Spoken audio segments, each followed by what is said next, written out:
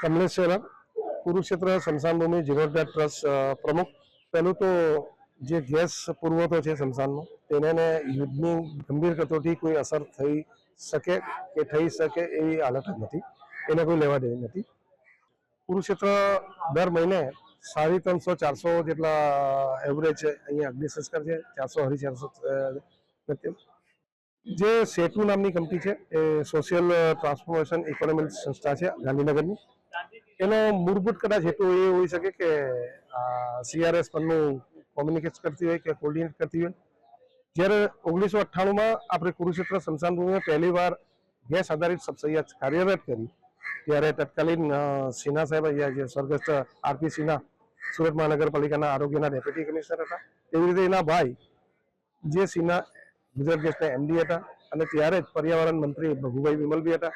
તો પર્યાવરણ દિશાની અંદર એક મોટી પહેલ થાય એના માટેનો આ સંયુક્ત પરિબળ મિટિંગ કરીને કુરુક્ષેત્રની આ પાવન ભૂમિ પરથી જ એની ઉપર વિનામૂલ્યે, કે તે જમાનામાં કદાચ કુરુક્ષેત્ર સિવાય બીજી કશે ભટ્ટી ગેસની ન હતી, તો તે વખતે આ સેતુ કંપનીને આગળ કરીને એને CRS ફંડથી જેટલો બી ગેસ સ્મશાનમાં વપરાશે એને ફ્રી ઓફ કોસ્ટ એ લોકોનું બિલ ગુજરાત ગેસને ચૂકવવાનું નક્કી કરવામાં આવ્યું હતું.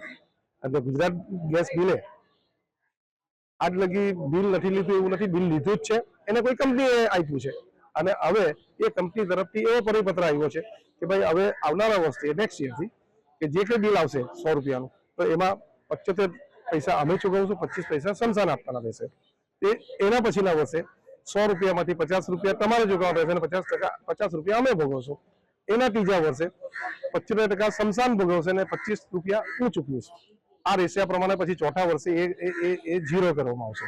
તો આના અનુસંધાનના આ સમાચારથી આ વસ્તુ ઊભી થઈ છે. પરંતુ આપની જાણકારી માટે અમે કહીએ કે એટલું ગુજરાત ગેસ કંપનીના બિલિંગથી વિનામૂલ્યે અગ્નિ સંસ્કાર કરવામાં નથી આવતા. અહીંયા મેન્ટેનન્સનો બી ખૂબ મોટો અંદર ફાળો છે, કેમ કે 500-700 ડિગ્રી પર આ ભઠ્ઠીઓ કાર્યરત હોય છે અગ્નિ સંસ્કારની. તો એની ફાયર બ્રિક્સ છે, નિયમિત 2-3 વર્ષે બદલવી પડતી હોય છે. એના બેડ છે જે SS ના કે MS ના બનાવવા આવતા હોય છે એ બદલવા પડતા હોય છે. અને આ મેન્ટેનન્સ એના વુડન દરવાજા છે MS એ બદલવા પડતા હોય છે. તો આ બધા મેન્ટેનન્સનું કન્ટિન્યુ એન્યુઅલ એનો કોન્ટ્રાક્ટ ચાલુ રહેતા હોય છે. બીજા વહીવટી ચાર્જો, એનો સફાઈ, એનો મેન્ટેનન્સ ચાર્જો વગેરે બી હોય છે. પણ સંસ્થાએ પર્યાવરણ દિશામાં જે એનું કમિટમેન્ટ છે તે લોકો ગેસમાં વધારે વપરાશ કરે, એનાથી લાકડાની પર્યાવરણની જગ્યાએ આપણે બચત કરી શકીએ. તો એ ધ્યાને લઈને આપણે એ કોસ્ટિંગો બેર કરીને વિનામૂલ્યે સ્મશાન કરતા આવ્યા છે. અને ભવિષ્યમાં બી જે આ કંપની દ્વારા જે અત્યાર લગી આપણે મદદ કરી છે, હવે કદાચ નથી કરી શકતી, તો હિન્દુ સમાજ ખૂબ મોટો સમાજ છે, એ પરિવર્તનની દરેક ચેલેન્જો ઉપાડતો આવ્યો સમાજ છે. તો નવા પરિબળો ટ્રસ્ટ બી પ્રયત્ન કરશે. હવે આપણે રિઝલ્ટ બી ચોક્કસ એમાંથી મળી રહેશે. અને જે આ જે માહોલ ઉભો થઈ રહ્યો છે કે બધા જે મોંઘું અગ્નિ સંસ્કાર ગેસનો બની જશે, કદાચ મને નહીં લાગતું કે આટલો મોટો વિસ્તાર હિન્દુ સમાજને ધ્યાને લઈને આપણે કોઈ એવી કપરી પરિસ્થિતિ સામાન્ય માણસ આવી શકે.